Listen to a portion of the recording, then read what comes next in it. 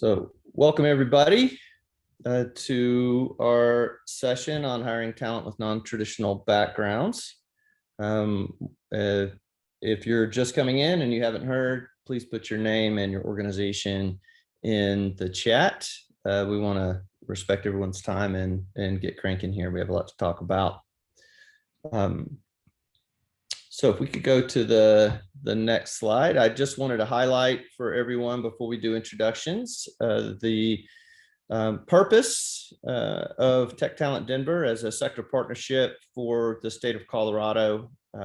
We believe that we are a connector to make sure that Colorado has the tech talent that we need to support our businesses and the industry here in Colorado. We are the Denver organization. We got some of our folks from Boulder, Chris Magyar on the line. Welcome, Chris. We are Colorado companies and all the programs that are supporting tech talent.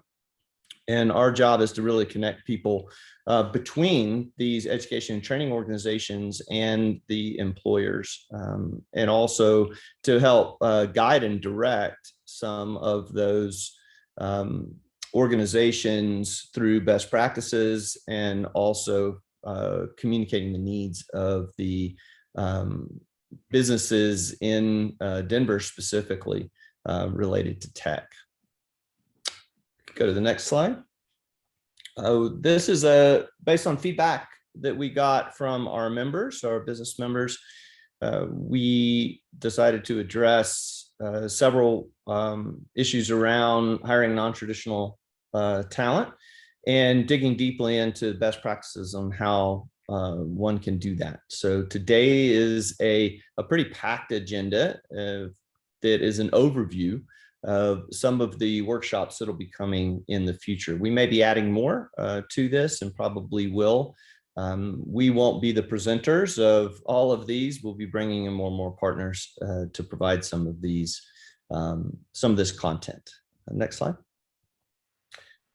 So we'll do a little introduction. Since I'm talking, I'll go ahead and start. I'm Michael Simpson, the CEO of Parent. I'm co-chair of Tech Talent Denver. My company is also the creator of My Colorado Journey and a tool called Parent Pro that a lot of workforce programs use for the development of the participants in their programs to prepare them for work. So we do a lot of work across the nation with workforce programs, everything from Goodwill to Hope House for Teen Moms to Activate IT.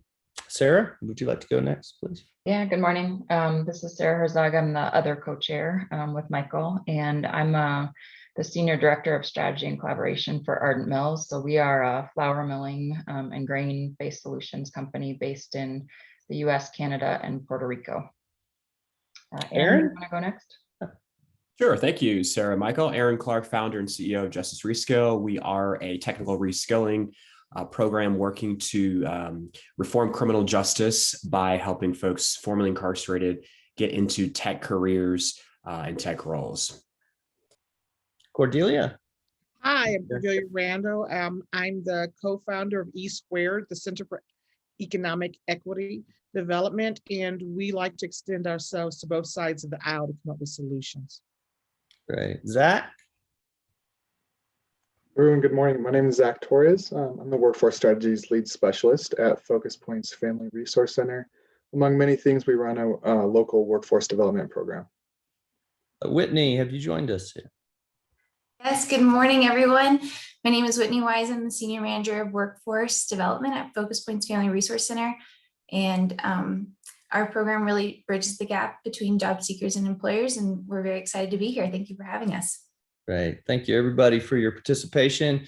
On our next slide, you'll see that we actually have a lot of other folks that have contributed as well. So some of these organizations are named here, but we have other organizations like Spur, Activate IT, Tectonic, Touring, others, 2 Octobers that have also contributed content to this. So thank you to everybody who has participated. We'll try to call you out as in the content that you provided as best we can as we continue to go through this. So thank you very much for that help.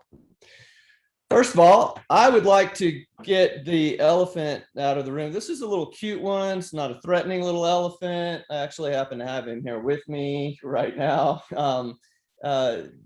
There's a herd of these elephants in the room when you're talking about these types of issues.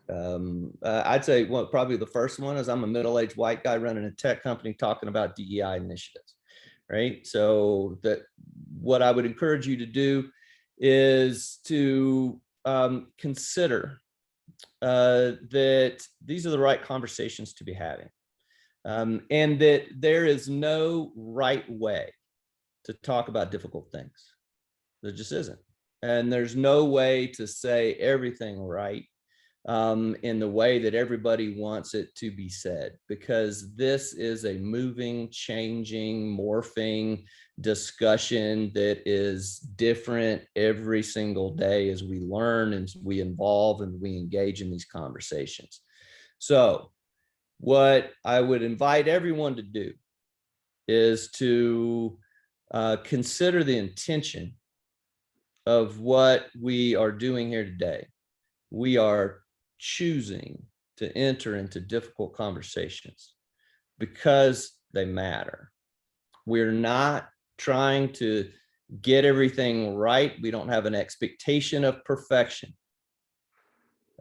Somebody may be offended today because we don't say something the way that they say. I would ask for everyone to give everybody a bit of grace and trust that everyone who is presenting here today, everyone has contributed, hearts are in the right place, and we all want to learn together. Aaron, would you like to add anything to this slide, to this? Sure. I would also like to double down on the elephant in the room, and Michael's going to jump into some of the numbers, but we all live in Colorado. Colorado is a very white state. Most of the folks that are in power and privilege are white. That's the reality. Some of that we can work to change and some of that we can't. So it's really important just to understand that's where we're at. And our objective with these kind of conversations is to understand that and see what we can do to make our state more inclusive to people that are not of the most privileged segment of our society. And then the second piece I always like to say is, anytime we talk about things that have to do with othering, belonging, race, et cetera, there are times that it's uncomfortable. That's not a bad thing to be uncomfortable. I could give examples, but there are a few situations that I'm in where I'm working with people groups that are not myself. I'm uncomfortable. That means that I'm growing and learning. So if you feel that, like Michael just said, encouragement is just to lean into it, understand it's all right. And if offline conversations need to happen, let's just get this out of the way. You got a couple of folks here on the docket. I'm going to call myself and Cordelia out. You want to talk about it? Let us know. We can handle it. Not everybody can and wants to, but we can handle it. So appreciate your time this morning and looking forward to diving in. Great. Thanks, Aaron. Next slide. Okay, I'll talk a little bit about this. So one of the reasons that we really want to talk through diversity, equity, and inclusion today is we all know that it's the right thing to do and it's the right thing to include people who aren't typically included. But there's also a clear business case here on investing in improving your diversity, equity, and inclusion. And really, there's a couple stats here from Mercer, but it's around helping your business attract and retain talent, around increasing employee satisfaction, around increasing innovation in your teams, and around driving productivity. So those are all benefits that your business gets by doing the right thing. And really, when you think about it, when people feel like they're valued, feel like they belong, feel like they have the support they need to succeed, then they are really able to bring their unique talents, their unique skill sets, their unique perspectives to bear on your business problems.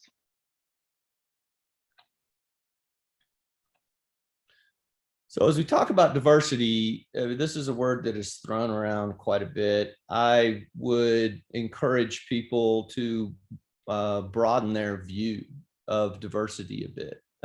You can have diversity in an individual. You can also have diversity in many different ways. The definition on the next slide, definition of diversity, it's in its root. And I think this is very interesting to dig into the root of words. It is to divert, to basically turn aside, to change course, to go to another course. And so the value of having different experiences, of different ethnicities, of different, basically just a pursuit of different, is a pursuit of a different course, the pursuit of being able to move in different directions. And so there's a lot to this. We're talking about more than diversity today. But this conversation is actually quite diverse. And, you know, I mentioned earlier that I'm a middle-aged white guy running a tech company. There's probably a lot of conclusions that you would draw about me. And I can pretty much guarantee that they would be wrong. I grew up in a very diverse family of 3 different ethnicities, of abuse, addiction, justice involved people. I had, you know, financial issues, college dropouts. There is not you can't look at a person, we all know this, but we still do it. Look at a person and draw those conclusions. So what creates empathy is understanding. And you can't understand something or a person by what you see on the outside. You have to engage with them. And that's what we're inviting everybody to do today, is to engage with your processes as an organization so that you have the right and the opportunity to engage with the individuals. So next slide. Doubling down on 2 points that Michael just brought up. One, the etymology and the use case of the words, and then also kind of our conversation today. And the first piece is, you know, we often see these words thrown around and we don't slow down sometimes to understand what the words mean. It's ironic, but I have sessions like this where we've got folks and talking about DEI, et cetera, all these acronyms, and folks are actually that are brave will say, wait, what does that mean? Just happened 2 days ago when I was sitting down with someone. So we always like to kind of point them out. There are different definitions that are used for these 3 terms. And then you'll hear J for justice as well sometimes. But I always like to call out diversity largely as a numerical thing. We're trying to have difference. Often you hear it talked about in terms of race, but that is not the only type of diversity. We've got everything that needs to be considered, such as region, age, ability. These are things that are very important, especially for us here in tech. You know, we tend to go towards someone with a higher economic status, or we go to a higher education status, make sure they have the right degree and age. We like to hire younger people because we want to give them the most out of folks. And so it's really important to kind of make sure that we're not just tackling race. We're not just saying, hey, do we have 5% Black folks in the room? No, it's a lot more nuanced than that. And so that's the piece there. Inclusion, I always like to call out the word belonging and feeling.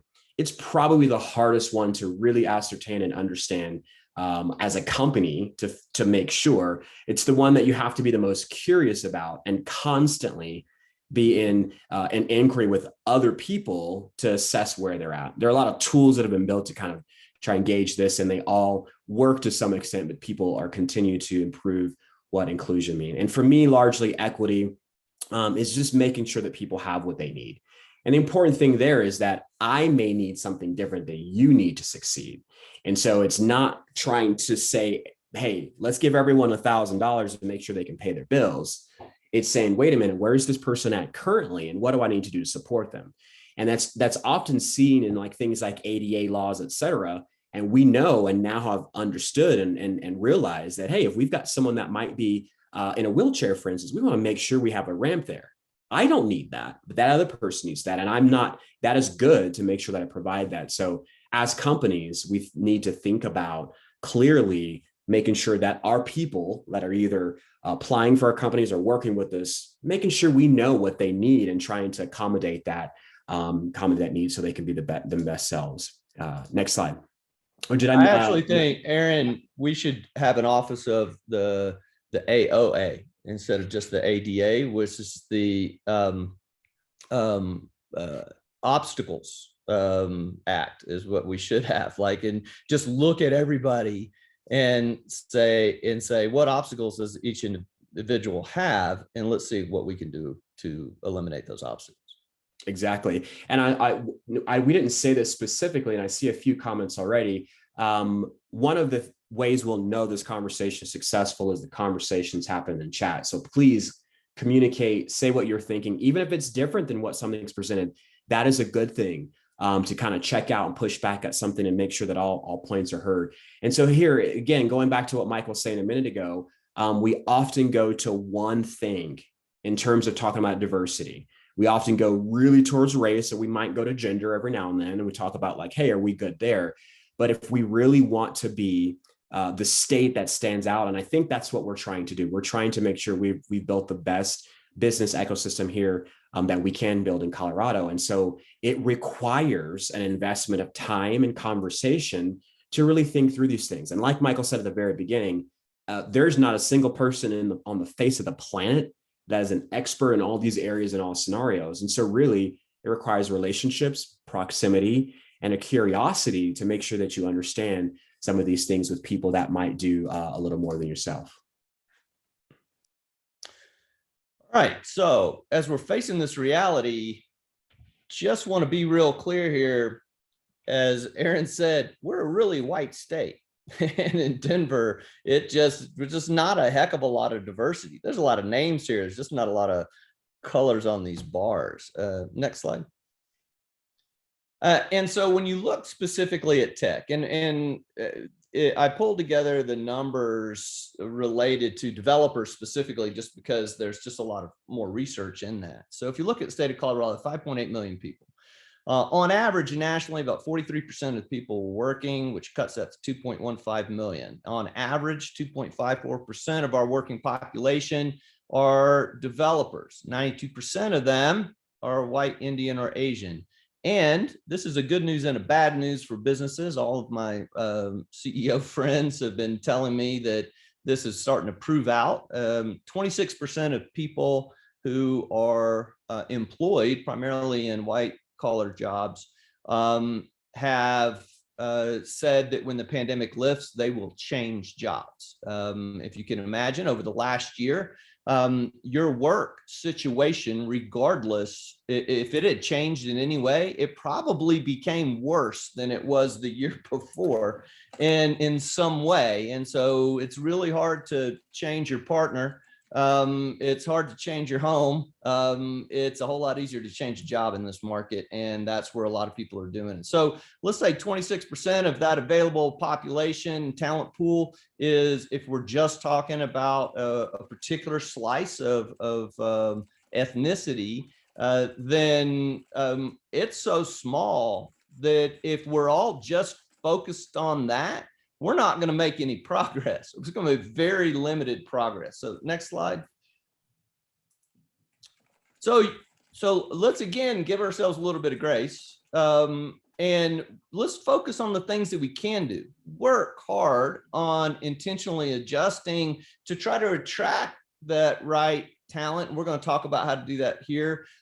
Also recruiting externally. Now that more people can work remotely, I know my company has shifted from no remote workers to about a third of our workforce over the last year is now going to remain remote, and we are hiring remote, whereas before we were not doing that.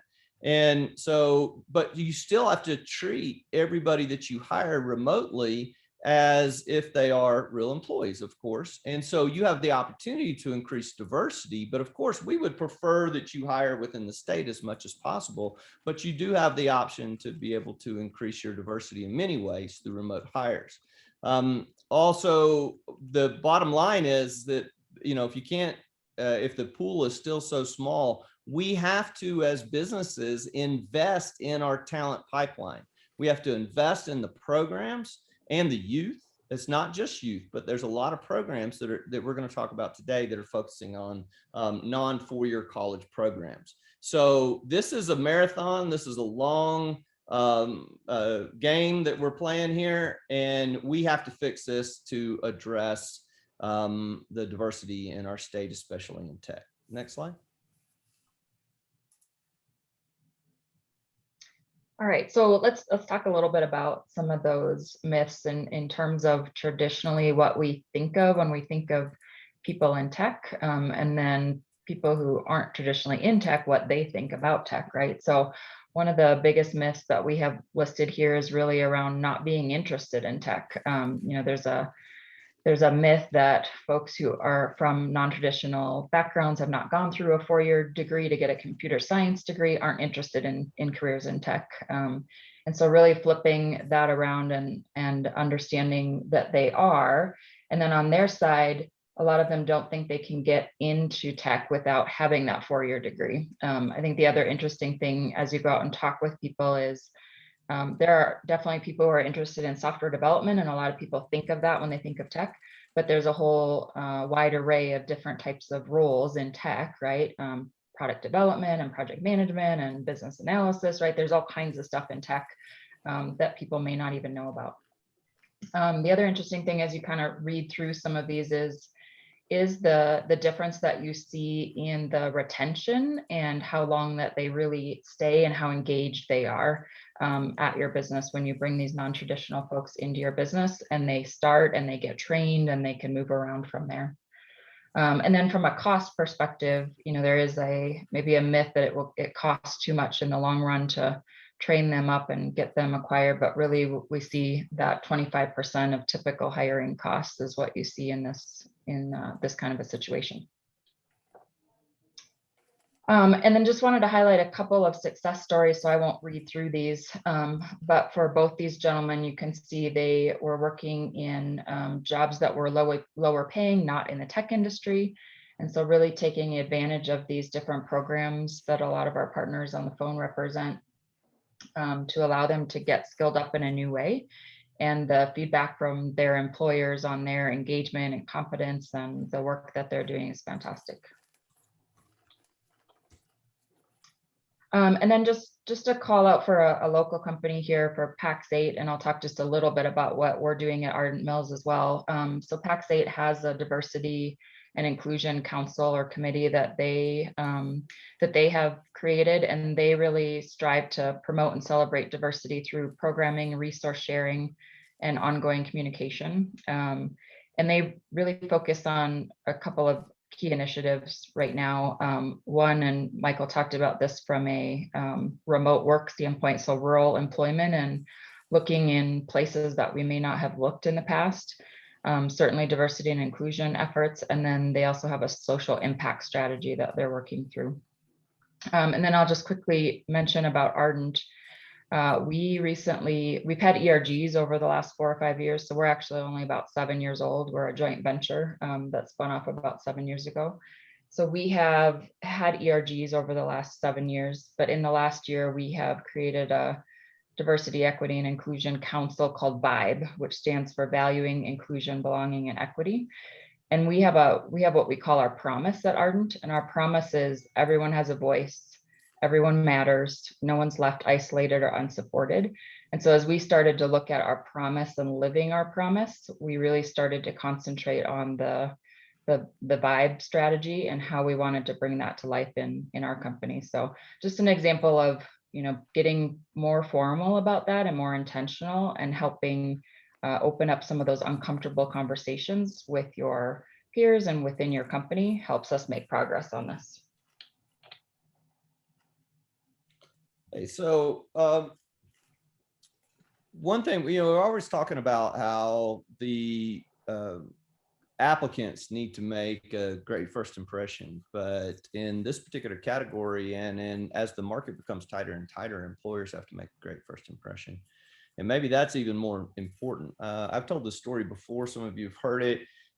We're very at Perrin very focused on hiring people based on their abilities, not just their histories.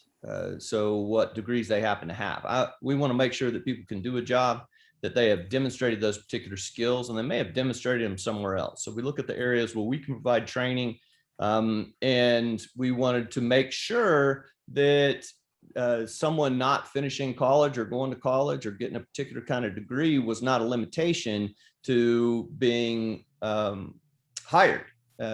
And so we eliminated education from particular jobs that we were posting. And nothing changed whatsoever, not one thing. And I started to think about it, and I said, I wonder if people just think that we forgot to put it on there, and they just assume that that is expected. Because if you look at the stats, especially certain people of color, they assume that, well, more disadvantaged populations, they assume that you have to have a degree to be able to get hired. And so a lot of folks, if they don't believe they can get a degree, don't even bother pursuing that particular career. So in the education section of a job listing, I specifically wrote, you'll notice that education is not listed as a requirement. We absolutely mean that. If you believe that you can do this job based on the requirements and skills of this job, please do. Good morning, how are you? Good, Tisha. In the next, I'd say 72 hours, we had 3 times the number of applicants for that job than we had ever had in the history of posting that type of position. Only because I called out specifically that that was not a requirement.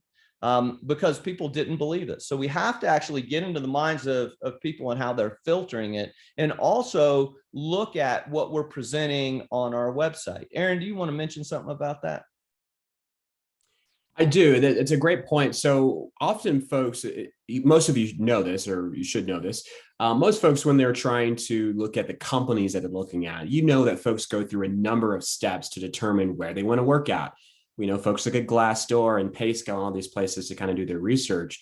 But most serious candidates, especially candidates of color and underrepresented folks, will often do a deep dive research on the actual company to see what is listed publicly.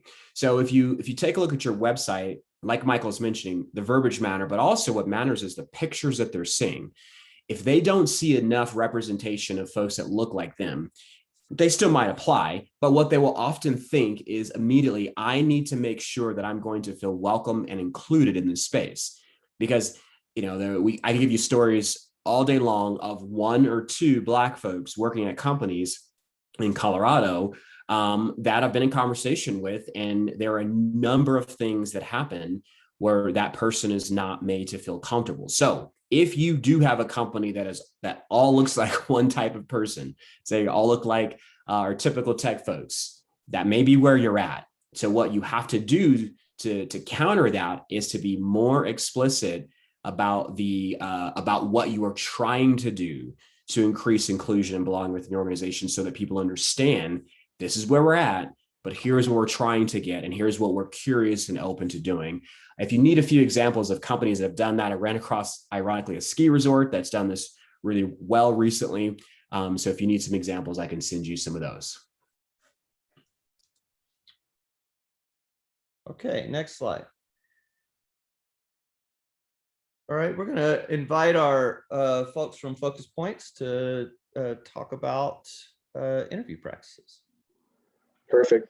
Thank you, Michael. So yeah, I mentioned earlier, Focus Points, among many things, as a family resource center, we have 2-generation programs. So we serve families, we have education programs.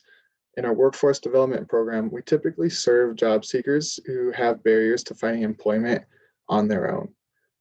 Many have immigrated here to the US and are now learning new workplace cultures and are seeking employment in new career paths. So these individuals applying their transferable skills from careers in other countries often will categorize our participants as non-traditional hires. And so that's why we partnered with Skillful in 2018. Skillful is an initiative of the Markle Foundation, which is committed to closing the employment gap for people who do not have formal education or credentials. So we spent well over 100 hours with this content, and we provide our employer partners the 4-session training as an initiative of our work for organizations and teams who are interested in and committed to building inclusive hiring practices to their companies. So today we're going to be specifically introducing skills-based interviewing. And I'd like to know, I'm going to be going a little fast. It might feel like not enough at the same time, because this is often like an hour and a half of content that I'm trying to condense. So the question is, why are skills-based hiring practices actually important to implement, and not just a trend here that we're talking about? So we've already done well to introduce the dynamic of competencies versus credentials. You can think of competency as able to do that versus credentials being been there and done that, right? Degree requirements can often make big assumptions about an individual's competency. You might see a BA of blank on their degree and assume that that means they can do what you need in the job. That can often be incorrect. So skills-based hiring practices recognize that competencies are developed to perform in your company outside of traditional pathways. It doesn't deny skills developed through credentials. I'd like to note that. It doesn't mean education is not important, but it does work to acknowledge skills developed in different ways outside of those traditional pathways. So this expands your talent pool while equipping you to accurately evaluate which candidate will perform best rather than who can interview best. It also reduces the very real and common risk of unintentional bias in your hiring teams by providing a clear structure to evaluate candidates with objective criteria. So studies have shown that two candidates, same exact experience, same kind of work history, through testing, Greg and Jamal are the names of the two candidates. Jamal is going to need 8 more years of experience of that same exact work history to get hired. So these kind of things can come up. We want to underscore often this is unintentional bias, but these things exist, and so we want to be aware of that. Next slide, please. So let's get into a little bit of the nitty-gritty. How do you actually do skills-based interviewing? Well, first, we want to screen resumes for competencies and not experience, titles, or degrees. These can often present preconceived perceptions of what the candidate should be or should have in your own mind as well, right? As a hiring manager or parts of your hiring team, you set up expectations from the get-go with your job description.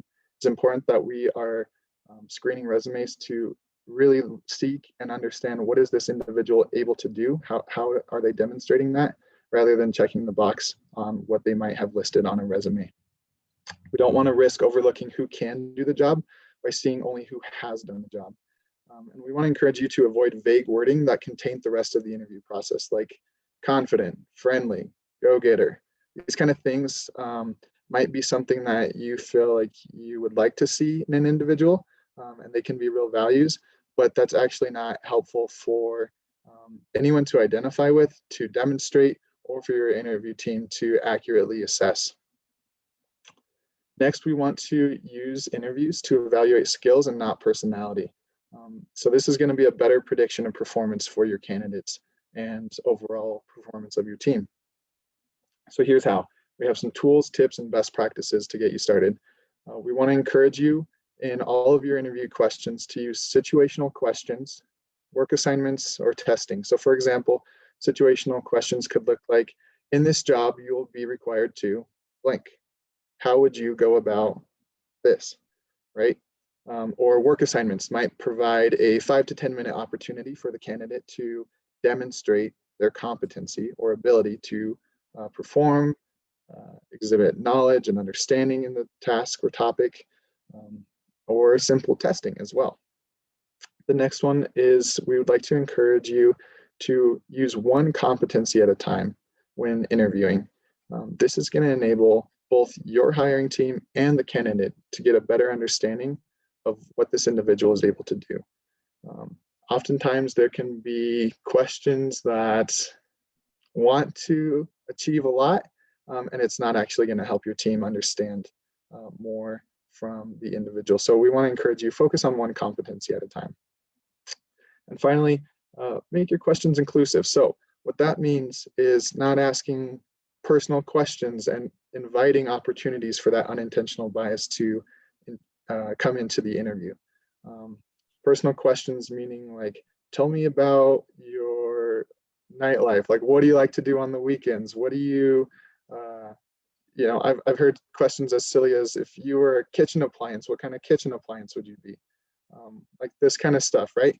So stay focused on what we're actually trying to do. What are the competencies to achieve the job, and how can we assess these individuals and candidates in your interviewing?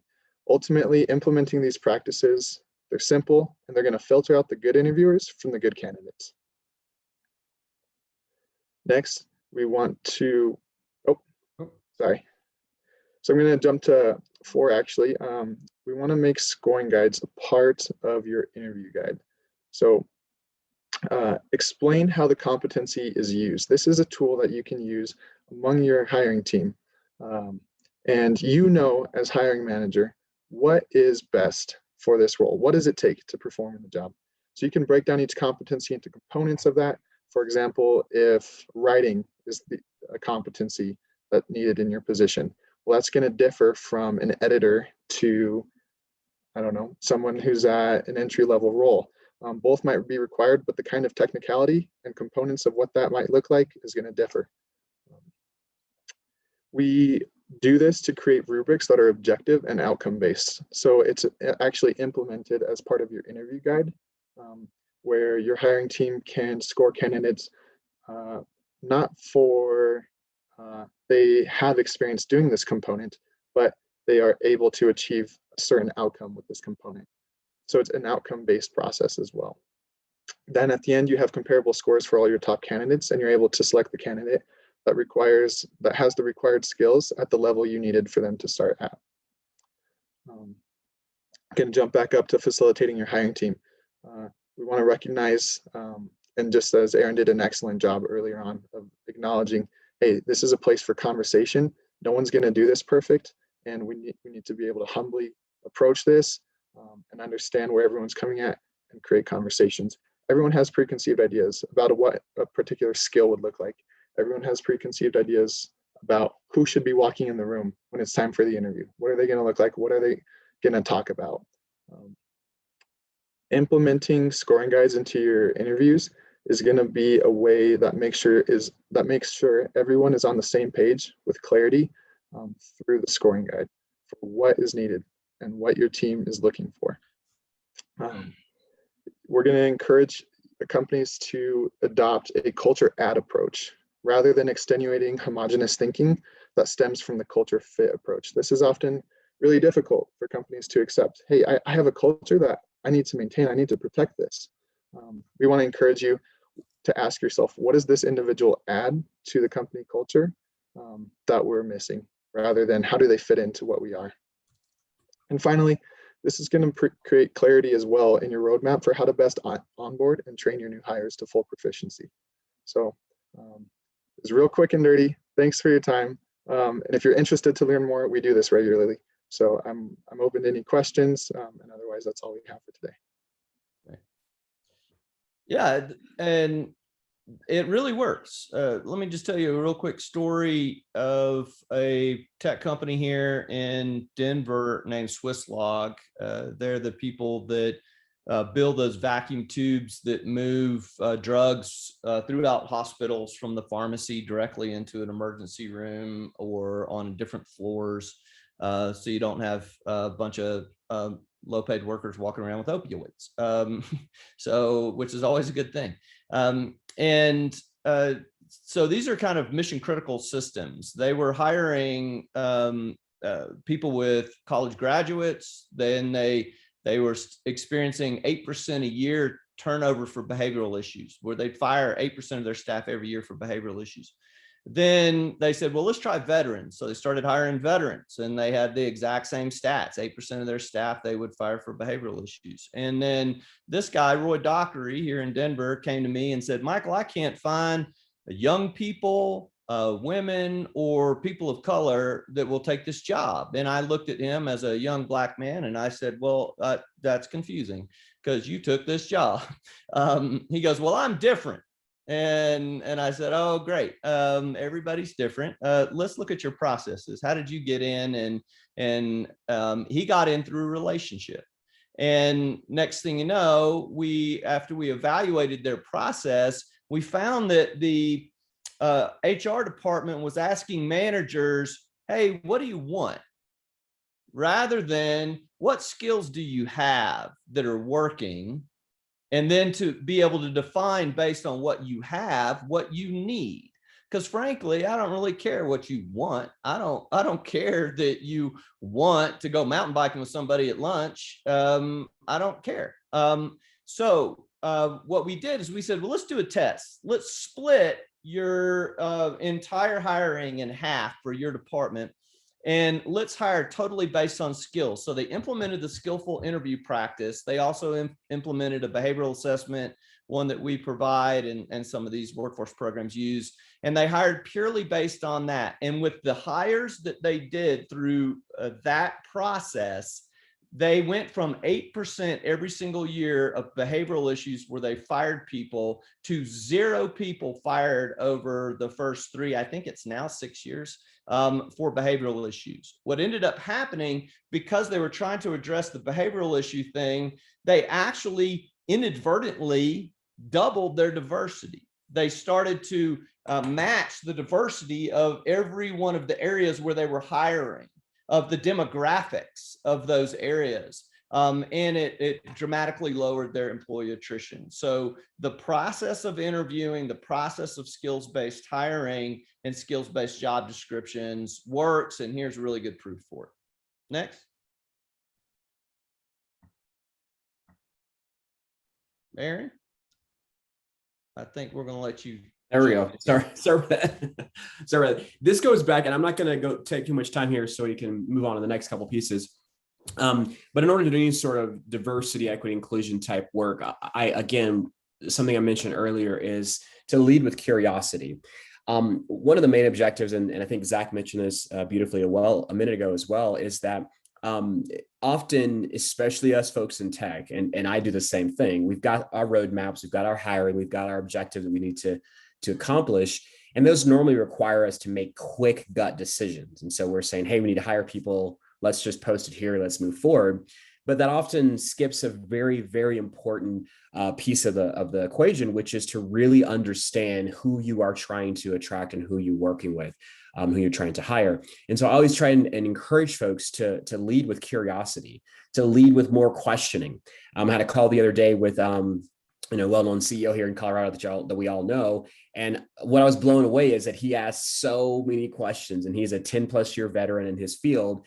And he really didn't want to deliver any information. He was just asking questions like that. I love that. I want to be more like that. So if you're looking to hire someone, start by understanding what you've got available. Start by understanding, are there other folks within your organization, to really ask the questions of those folks to see, hey, like, what is your feeling? What did you do to be hired here? How did you get here? What attracted you? And understand what those anomalies are. Like Michael mentioned, just you might assume that, a certain person came to your company in a certain direction or a certain path, and that may not be accurate. And oftentimes, yes. I just want to throw something in here, because when you talk about, being lead with curiosity, and we talked about, to take the number one culture ad approach, but many of the ads that are going out for tech agents, a tech company hiring say, we're looking for a good culture fit. And often that distracts people from applying for those jobs, because what is a good culture fit? In Boulder, I would say you like to go to breweries, you like to hike 14ers, and you like to bring your dog to work, right? And so when we're talking about fitting in people that seem different from yours, we have to remove this one size picture. And that's why I even suggested people who haven't seen it to see the danger of a single story, so that they have an understanding that sometimes the verbiage that we put out there, we're so proud of our company, we're so proud of the people that work there, that we forget about being open to receive others in. People with different hairstyles, people that look unlike them. And so we have to be careful to remove things, even from our ads, that say things such as looking for a good culture fit. What is a good culture fit? And so that's why, if we're seeking understanding, we have to be open to that. We have to be open to the other. We have to enter into a space where respect. One of the biggest key issues I've always found in the workplace, and it's taken over so much that we had to create the Crowns Act, people wanting to come up and touch my hair. Erin, if someone has not touched your hair, I'll be willing to bet $50 on it or ask you for. So we have to be very understanding, and in our curiosity, be respectful and ask. Do not just take permission, right? That person realizes they're different. So if I want to touch them, or if I assume that they don't like the same things that I do, those are wrong assumptions. So let's move the ass out of the assumptions and let's seek true understanding. Definitely. And as we go to the next slide, the one thing I also want to double down and call out is, correct, we often say culture fit in here in tech when we're trying to build a team. But going back to Sarah's point earlier about making sure that we are really, really advancing and taking our market share, a better approach is, what do I not have? And if I don't have a particular something or someone or culture here, if I bring that to my company, what probably would happen is I'll have a better perspective and be able to reach more customers or do a better job of delivering the service that we offer. So, hey, take a look at your culture and say, hey, we don't have anybody on our team that plays pickup basketball. Let's go let's ask people, hey, who plays pickup basketball? So maybe us skiers can learn how to play basketball. I do both, by the way. And the main point I want to call out with this slide here is urgency is often what we push in tech. We want to get to the thing fast, and trust me, I'm pushing my team as well, so I understand that. But often that is antithetical to equity. It's often antithetical to inclusion. And so some of the key parts here are making sure that as you bring on new folks and as you look for new folks, understand that it's going to take them a bit of time to ramp up with that institutional knowledge that the rest of your team has. So what are all the ways that internally you're making sure that the new person is read up and brought up to speed to make sure they understand things? And how are you making sure that that things that you do are explained? Again, we use a ton of acronyms. Do we have a lexicon that makes sure we can help folks with that? And are we open to, when we're having those meetings talking about those deep internal things, that we allow the new person to ask those very elementary questions, and we're not judging them for not knowing the things that we know because we've been a part of the organization for multiple years. And so again, this stuff here is all about spending time, spending the energy, investing in relationships. Last thing I'll say here is, in my team, I use the words community and family a lot. And I tell my team that I do that on purpose. I don't like saying boss. I don't like saying employee. I don't like any of that stuff. I like saying team and community, because that makes people feel like they're welcome to be a part of the conversation. And this creates that sense of inclusion and belonging that we try to put a lot of energy into. Great. Thanks. So, well, we also have some needs when you are bringing people who may have different backgrounds or different experiences or different needs than your current staff. You need to be able to receive them. And that's not just a company policy decision or a process, but it is also how do you prepare your managers, very often a supervisor that might have just been promoted out of that job and not had a lot of really good leadership experience. So there's a lot of things that can be done in your organization to make sure that everybody has a coach or a mentor. Those are two very different things. It's a whole nother discussion about that, but to just make sure somebody can walk alongside them, get them integrated very well within the organization. And then to also provide training and provide a place for conversation to be able to help all of your leaders learn. There are a lot of organizations. Aaron is happy to talk to folks in your company. I know that Cordelia and others are doing some fantastic work in this area as well. And so ask for help. Ask for help to grow in this area. One of the people who is really good who's created an organization specifically to do coaching of managers to help them be better at receiving new employees is an organization called Spur. And Dan Cascobar is on that. He contributed to this slide, so I'll call him out there. So a lot of what is important is making sure that the people that are there to help the new employees have help themselves. So please make sure that you provide them some assistance. And so his email is dan@spur.llc if you need it. Thank you, Aaron, for putting that in the chat. Next slide.